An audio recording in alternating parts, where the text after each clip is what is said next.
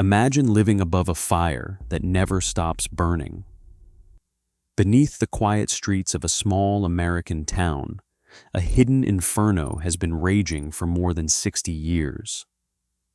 The fire cannot be seen from space, yet it has consumed an entire community and transformed a once thriving town into a modern ghost town. In the heart of eastern Pennsylvania's anthracite coal region, the borough of Centralia was once a bustling engine of American industry. By 1960, the town was home to 3,563 residents. This was a growing, permanent community built on hard work, faith, and the rich mineral veins running beneath the Appalachian hills. Generations of Ukrainian, Polish, Slovak, and Irish immigrants settled here, establishing tight-knit neighborhoods, schools, local businesses, and active union halls. Everyday life revolved around the daily rhythms of the mines, traditional parish festivals, and local landmarks like St. Ignatius Church. This was not a temporary settlement or a dying outpost waiting for its end. It was a strong, self-sustaining borough with firm roots and a clear path forward. Miners walked the streets at dawn, children attended crowded schools, and the community looked toward a long, prosperous future built on the very earth they called home. On May 27, 1962, the Centralia Borough Council ordered a routine cleanup of the municipal landfill to clear trash before the town's annual Memorial Day parade. 5 volunteer firefighters ignited the refuse inside an abandoned strip mine pit on the borough's edge. This particular pit lacked a non-combustible clay barrier at its base. Directly beneath the burning debris lay the exposed, highly combustible pillars of the massive Buck Mountain anthracite coal seam. As the trash burned, the extreme surface heat breached the thin overburden, taking root in the coal itself. Firefighters doused the pit with water, but the flames merely retreated deeper into the rock and flared up again the next day. By June 4, 1962, council minutes noted 2 distinct fires at the dump, a clear sign that the combustion had successfully migrated underground. By August 1962, independent miners warned the local newspaper that the fire was spreading out of control through the coal beds. Early local attempts to smother the burn failed to halt its silent advance.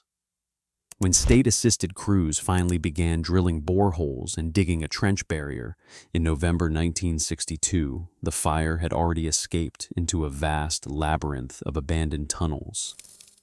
The town had crossed a line it could not see and could not easily undo. This rapid underground migration was driven by the specific geology and industrial history directly beneath Centralia. The landfill sat directly above the Buck Mountain coal bed, a massive anthracite seam averaging 30 to 70 feet in thickness. These coal beds, dipping gently beneath the valley, allowed the fire to descend and climb along natural fractures in the rock. Over decades of room and pillar mining, workers had carved more than 30 kilometers of interconnected tunnels through this rich mineral vein. When the mining companies walked away, they left behind a vast subterranean maze filled with wooden timbers, open voids, and heavy coal pillars left to support the ceilings. This hollowed-out network became a perfect underground furnace. The abandoned shafts acted as natural draft chimneys, drawing oxygen from surface cracks to feed the flames below. Safe from the smothering effects of soil and rain, the fire found an endless supply of high-energy fuel. The anthracite burned at temperatures reaching 2,500 degrees Celsius, baking the surrounding rock and radiating heat into adjacent coal chambers. Instead of dying out, the disaster forged its own self-sustaining respiratory system, turning a local landfill fire into an unstoppable underground engine. By the early 1970s, the subterranean heat began forcing its way to the surface, warping and cracking Pennsylvania Route 61. The intense thermal pressure tore wide fissures directly through the asphalt, venting clouds of carbon monoxide, carbon dioxide, and sulfurous gases into the mountain air. Ground stability deteriorated as the rock beneath baked and gave way, turning backyard lawns and municipal streets into unpredictable hazards. Sudden, smoldering sinkholes opened without warning, swallowing trees and threatening structural foundations. Basements filled with lethal fumes, forcing families to monitor their indoor air quality daily. One by one, local businesses, schools, and homes were boarded up and abandoned as the air became unbreathable and the earth grew too hot to touch. The once bustling borough was systematically unraveling, turning into an empty expanse marked only by hissing vents and warning signs. Centralia was being erased from the map in real time.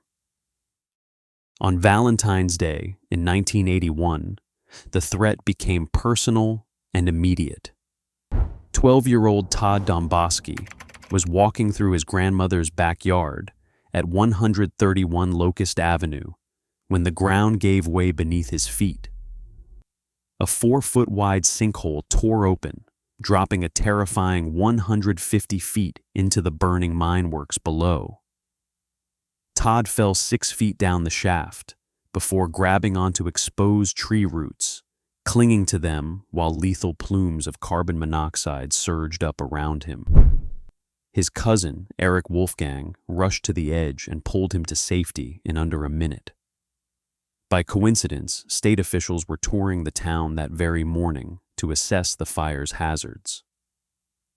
The narrow escape, captured by newspapers and television crews, stripped away any remaining illusions of safety. Centralia was now defined as an active, life-threatening disaster zone, drawing national attention and forcing the federal government to act. Decades of direct intervention yielded little success because of the sheer scale of the geology. Between 1962 and 1978, teams spent $3.3 million flushing trenches with water, sand, and fly ash. But surface attacks could not penetrate the extreme depths of the Buck Mountain seam, which plunged 300 feet below the town. The extensive underground mine network, spanning over 30 kilometers of interconnected tunnels, acted as a subterranean respirator. It continuously drew fresh air through surface fissures, feeding oxygen directly to the burning coal. By 1983, a comprehensive study by the Office of Surface Mining concluded that fully extinguishing the fire would require massive excavation, costing an estimated $663 million. Confronted with this prohibitive scale, the government shifted its strategy from containment to evacuation. In 1984, Congress appropriated $42 million to buy out properties and relocate residents, proving that some underground disasters simply become too massive and too costly to ever reverse. The buyout triggered a slow, quiet erasure. A borough that was home to over 3,000 residents in 1960 dwindled to just 5 people by the 2020 census. Today, Centralia exists as an eerie grid of empty streets where paved sidewalks lead to vacant lots and concrete front steps climb into overgrown brush. Only a few scattered structures remain, like the St. Ignatius Ukrainian Catholic Church standing on the hillside. The homes are gone, but the cracked earth and rising steam persist, keeping a warm, silent vigil over the vanished community. The fire remains active today, smoldering hundreds of feet beneath a half-square kilometer zone under the empty streets of Centralia. Scientists monitor this hidden furnace using thermal and infrared technology. Satellites like NASA's Terra spacecraft track the heat signatures from orbit, mapping a subtle anomaly invisible to the naked eye. While popular legends claim the fire produces massive plumes visible from space, the reality is far quieter. On the ground, venting gases range from 30 to 150 degrees Celsius, escaping slowly into the mountain air. With vast anthracite reserves still untouched, estimates suggest this subterranean burn could continue from 250 to 1,000 years. Centralia stands as a silent warning of how one mistake can permanently rewrite the land. Today, the silent inferno still smolders deep beneath the empty streets. Centralia stands as a haunting monument to human error. It is a stark reminder of how a single mistake can permanently rewrite the landscape of an entire community. Share your thoughts in the comments below.